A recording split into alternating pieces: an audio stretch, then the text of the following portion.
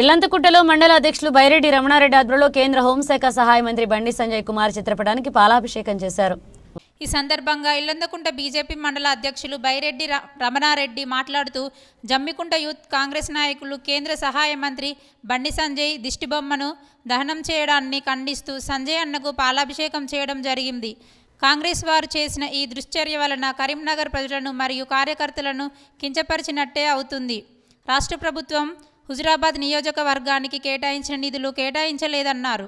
రేవంత్ రెడ్డి తెలంగాణ రైతులను మోసం చేయడం ఆపి రుణమాఫీ, రైతు భరోసాలపైన దృష్టి పెట్టాలని తెలిపారు. ఈ కార్యక్రమంలో మండల అధ్యక్షులు బైరెడ్డి రమణారెడ్డి, ఆర్ఎల్లి శ్రీనివాస్, గుత్తికొండ రాంబాబు, అబ్బీడి తిరుపతి రెడ్డి, మడ్డి శ్రీనివాస్, ఉప్పు దుర్గయ్య, మురహరి గోపాల్, తాళ్ల పాపిరెడ్డి, కొక్కుల దేవేందర్, జోడు సంపత్, విజయగిరి శ్రీనివాస్ తదితరులు పాల్గొన్నారు.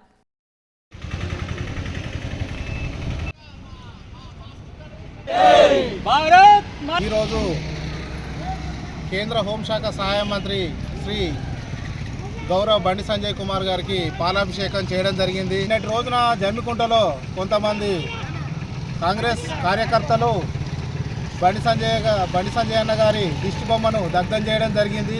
వారి విఘ్నతకే వదిలేస్తున్నాం. ఇది వాళ్ళ కుటీల మనస్తత్వానికి నిదర్శనంగా మేము అనుకుంటున్నాం. ఎందుకంటే ఎందరో హృదయాలను గెలిచిన బండి సంజయ్ కుమార్ గారి దిష్టి బొమ్మను దగ్ధం చేయడం అంటే అది ఈ కరీంనగర్ జిల్లా ప్రజల యొక్క మనోభావాలను దెబ్బతీయడం అనే మేము అనుకుంటున్నాం.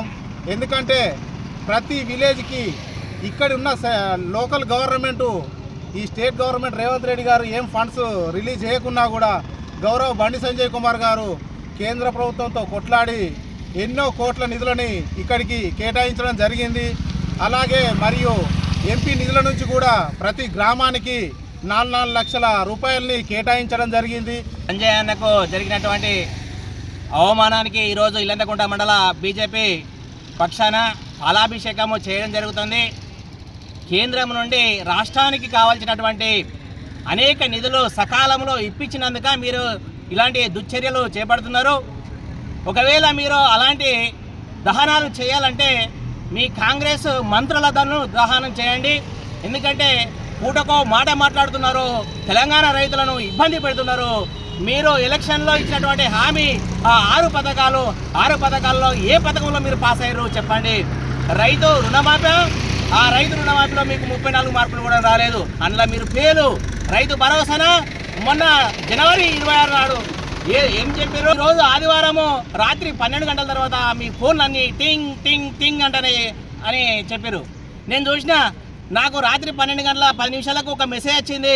మరి నాకు ఇట్లా ఏమైనా వేసిందని చూస్తే ఆ ఎయిర్టెల్ పంపిండు, నీది రీఛార్జ్ 2 రోజులు అయిపోతుంది, నువ్వు చేసుకో అన్నాడు తప్ప ఈ రేవంత్ రెడ్డి రైతు భరోసా మెసేజ్లు అయితే ఇప్పటి వరకు తెలంగాణలో ఏ ప్రజలకు రాలేదు.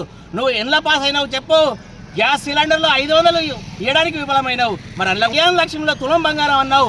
నీవు ఏ ఒక్క మహిళకు తులం బంగారం ఇచ్చినావు? అందులో పూర్తిగా ఫెయిల్ అయినావు. పింఛన్లో ఇచ్చారా ఇప్పటి వరకు? మీరు పెంచుతున్నటువంటి ఆ వృద్ధాప్య పింఛన్ కూడా పెంచారు, అందులో కూడా ఫెయిల్ అయ్యారు. అంటే 6 సబ్జెక్టుల్లో ఏ ఒక్క సబ్జెక్టు ఫెయిల్ అయితే ముందు తరగతి వెళ్ళరు. కానీ మీరు పెట్టిన 6 గ్యారంటీల్లో ఏ ఒక్క గ్యారంటీలో కూడా మీరు పాస్ కాలేదు.